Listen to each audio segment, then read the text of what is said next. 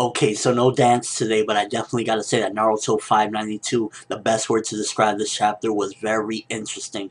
A lot of different things going down, and in my opinion, this was probably the most interesting chapter in a while, because past few chapters has had something very interesting, but for the most part, it'll be a standalone. But this chapter had a lot of different things going on, and it switched around between different things, which was very interesting as well. Like, we got a little bit of Naruto versus Tobi. Naruto's teasing Tobi, like, I know you're tired, take that mask off. And again, that's like getting a little bit of comedy back in here, which is cool.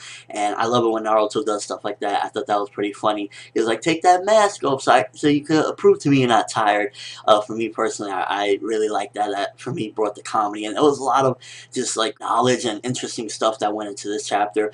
Alright, so Madara and the Kages are, of course, still fighting and whatnot. And Madara's, like, kind of bored. Like, that's kind of funny that Madara is actually bored of this fight already. And he's like, well, you know, I guess I'm just going to go get the QB already. I'm not going to take out Perfect Susanoo. And so that leads back into this whole thing of his conspiracy with teaming up with Tobi, I'm assuming, because he's like, if he knows about getting the QB, then that means he's knowledgeable about a lot of things that was going down in Tobi's plan, the Akatsuki plan and whatnot. So very interesting as well. I'm glad that it's going back into the meat of the story, because we've been having these battles for like a couple months now, and a lot of the main story stuff like Madara being teamed up with Tobi kind of was put on a hold, but everything went back into gear in this chapter. Loved seeing Suigetsu and Jugo meet up with Sasuke in this chapter. Really gave me that whole Team Taka vibe. Love that vibe. Everything about it was really awesome. I love that. They break in and they're like, hey! And Sasuke, he gave them like the cold shoulder in a way, because in the beginning of the chapter he starts off with this like, what is a village? Like, you know, he's just a confused kid at the end of the day. He's a confused kid.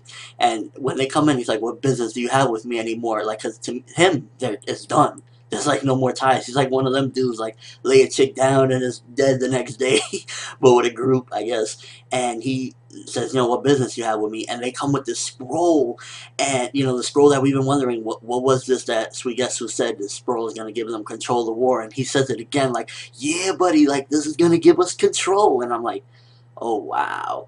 And a couple different things Sasuke said really had me intrigued. Like, Sasuke said some very interesting stuff, and another great one, because Sasuke says, first of all, he looks at the scroll and says, like, this is the person that knows everything, or I need to find the person that knows everything. This is the person that knows everything. I'm like, what does this mean? Is this like a scroll to summon the Sage of Six Paths? That's the only thing that I could think of. It's like, it gotta be somebody that's really knowledgeable, the way he described it.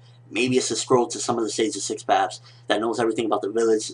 I don't know. Maybe is that, or maybe it's a way to bring back a bunch of shinobi. I don't know. I'm confused with that one. You gotta let me know, people. Is it a scroll to summon the Sage of Six Paths, or to summon, who is it that knows everything? And another thing, he said that Orochimaru, he's gonna meet up with him, and they're like, what? You killed him? What are you talking about? He's like, nah, he won't go down that easy. And then I believe it was like a panel. I couldn't really make it out well. There was one tiny panel.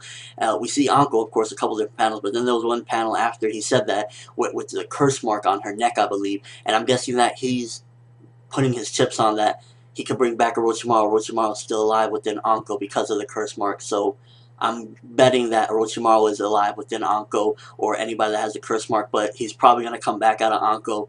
Put my money on this.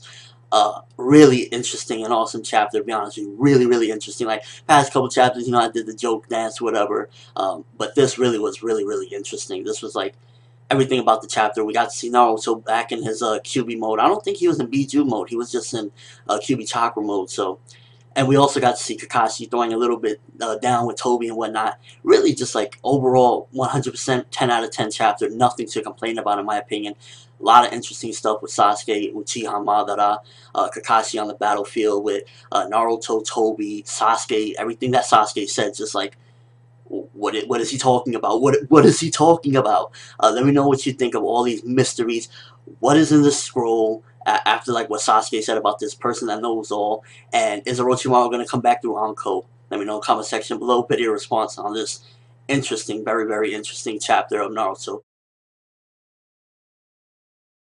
That's all I have. Thanks for watching. Hope you enjoyed. Thumbs up if you can't wait to find out more of all this interesting stuff that we learned in this chapter. I'm ForneverWorld, and as always, people, have an awesome day.